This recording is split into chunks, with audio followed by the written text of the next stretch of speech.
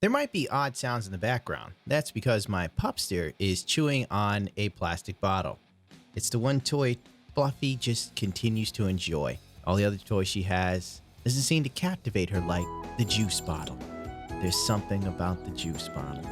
Maybe it's that homemade fresh orange flavor that is somehow locked in the empty bottle.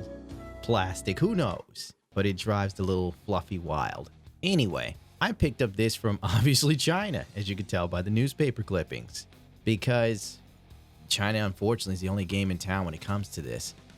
I believe that, what is it called again? I can't even remember the company that makes these. Otaku, Katabukiya, I believe. I think it's the Katabukiya mechanical base. Just one of them cost around $80, sadly. So I was forced to buy Chinese knockoffs. It was the 10 mechanical chain machine nest action base for Gundam, Transformers, Zoid models, etc. You can find it on eBay fairly easily. The price isn't bad, $69 for 10 versus $80 for one, but they get you with the shipping. It's $48. It's a real bummer. And it's from the speed pack. It's not bad. It gets to you in like 2 months or so. It's nothing amazing, to be honest. The kits themselves are, as I said before, Chinese knockoffs. What? Oh no! They're not exactly great. The plastic and the runners is lackluster, to say the least. The casting in some areas looks deformed or warped. The texture, the plastic itself is grainy. It's an eyesore at times. If someone were to try and actually clean this up for real, I would suspect they'd have to use all sorts of fillers and crazy levels of sanding and bodywork level stuff to really get this to a pristine look. But that's not my goal here. With this mechanical chain-based kit, and the overall goal, I hate to use it again, but lack of a better term, is to make a background worthy of the work I'm putting into most of my kits. That's right. As I've received many requests from people, they want to see me do more kit stuff. As I said before, look at the warping here on the casting. It's atrocious, really. But it is what it is for what you pay for. You know what you're getting into when you go with the Chinese knockoff stuff. But anyway, as I was saying before, people requested to see my completed Gunpla kits. I hate the term Gunpla, but that's another struggle. And instead of going with simple whiter back black drop that many YouTubers go with, I decided, why not something with a little more pizzazz? Literally a 1/100 scale diorama of a hangar bay for mobile suits was my goal, which meant I'd have to buy these, take them apart, clean them, paint them, sand, fill, etc. I did a little bit of that with some of these.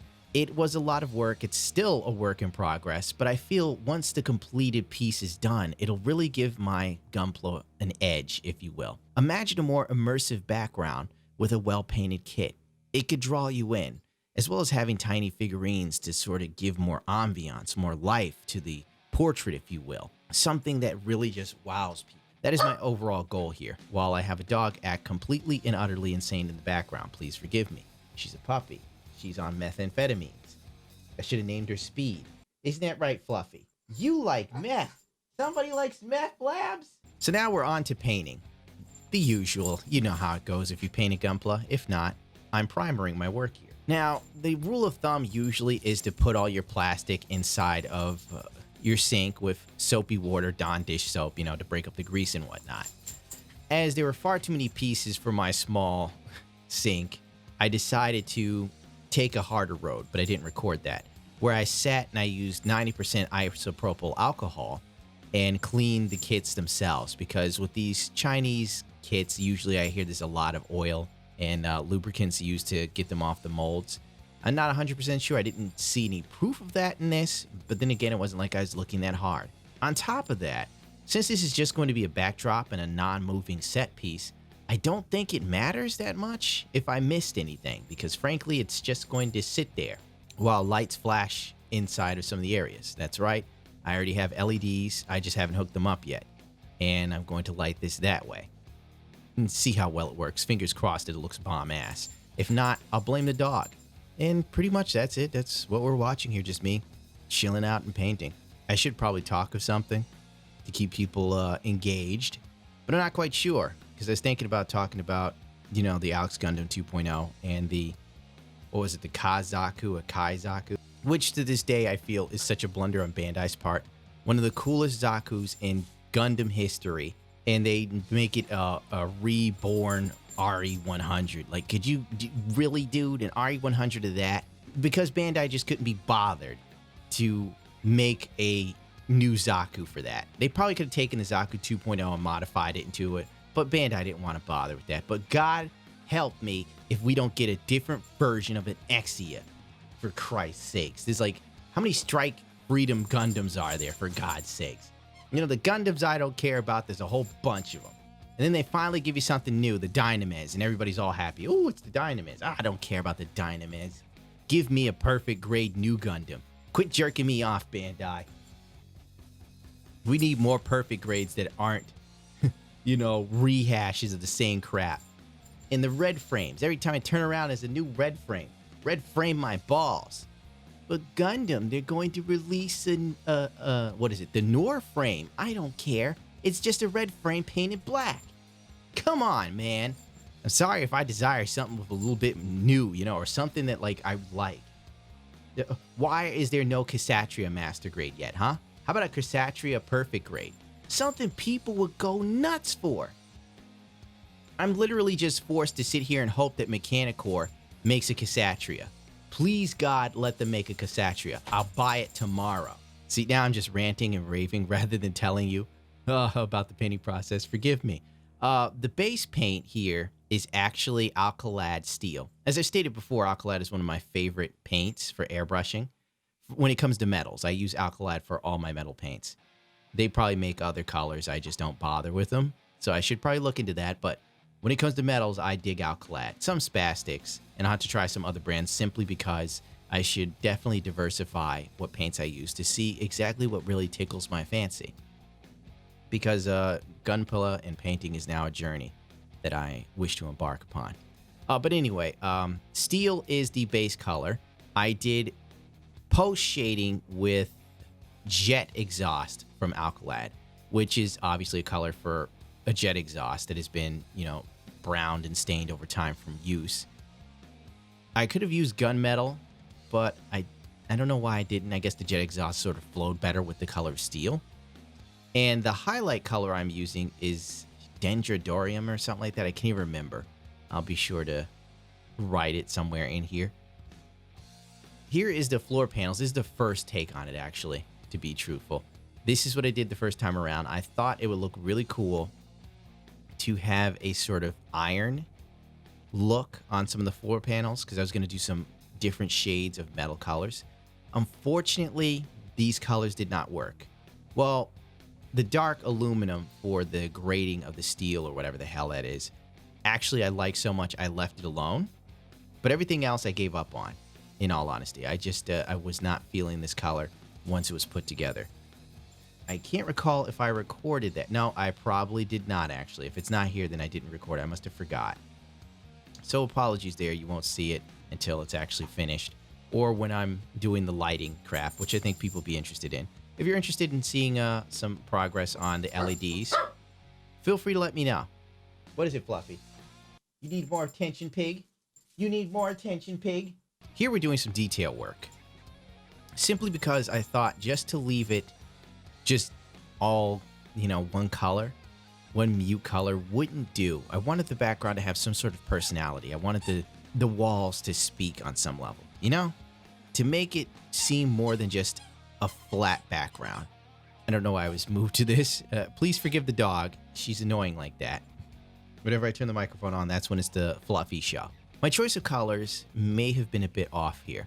The copper I felt would be good for piping, so because I assumed maybe that's like water going through or something, because I'm sure they had to have water somewhere. And I added a bit of gold and brass because why not? Shake up the color palette instead of just having it be real dark tones. A few brighter metals would really jump out at people. As I stated before, these knockoffs aren't that awesome. A lot of the details just are gone. I don't know what happened in the molding process, but they look kind of crappy. But then again, nobody's going to see it up close, except for right here, obviously. So that's something to keep in mind if you decide to buy this whole expensive kit. It's not bad, you know. The only downside is you order from China, so it takes a month to get to you. The casting kind of sucks. But if you're willing to put in the effort to paint and sand it and put a little extra work into it, it could be a cool diorama. I mean, I've seen some of these on some Gunpla builder websites and blogs with some really talented guys doing amazing stuff with these. Unfortunately, I don't have a 3D printer, and I don't really have the patience nor the time to build new walkways and step ladders as much as I'd like to. It's a little bit too much kerfuffle. Maybe I'll just like cheap out and buy some train hobby set stuff and then cannibalize them and add it to this at a later date. But now's not that time because I don't have a lot of time. It's a luxury at this point to put this much work into a project. If this wasn't for the Gunpla channel and furthering what I was doing here, I probably wouldn't have taken on building this oversized set piece / diorama. In all honesty, this is a project or a labor of love for someone who has the free time to do so. Fluffy, that dog loves that cat food. It's from the same brand, same maker. I think they put something in that cat food that small dogs cannot resist. It's like crack. Oh well, to end it all here, at least this part one of what I'm working on, we have these Bandai Builders set characters.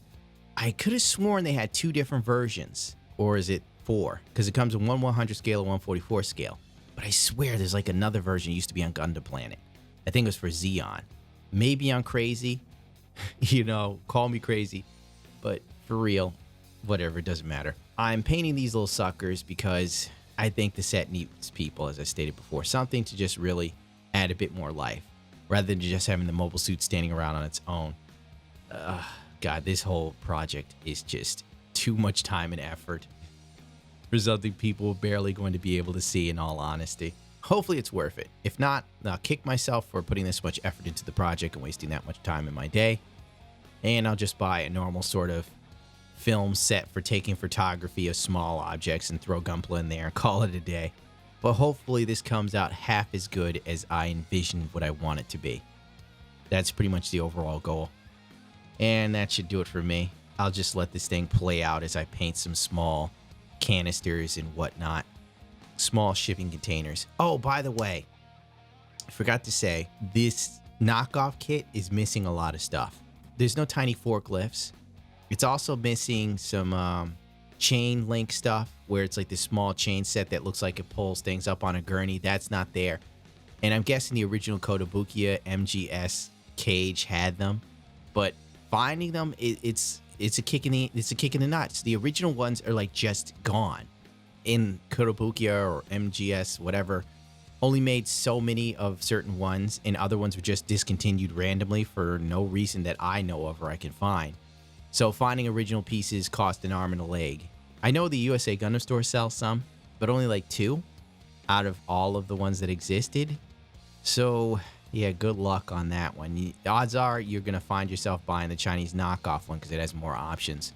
I don't know what the hell to tell you. Like I said, looking like hobby train sets. They got a lot of cool stuff that will be great for dioramas, but the problem is hobby train sets are 1/87th scale. So if you're working on something for 1/100 scale, it's going to be slightly bigger, and depending on what you get, it won't matter. 1/87th scale on certain things, you can't really tell the difference, but on others you can. It's really weird so far, but yeah, I've filibustered enough. I've wasted enough of your time. I'm out of here. Rate, comment, subscribe only, so choose to. If not, to hell with it. You know me. Can't ask anyone to care about anything in the age of apathy. But then again, if you're here for Gunpla, then you probably care about painting a Gunpla because honestly, it's awesome.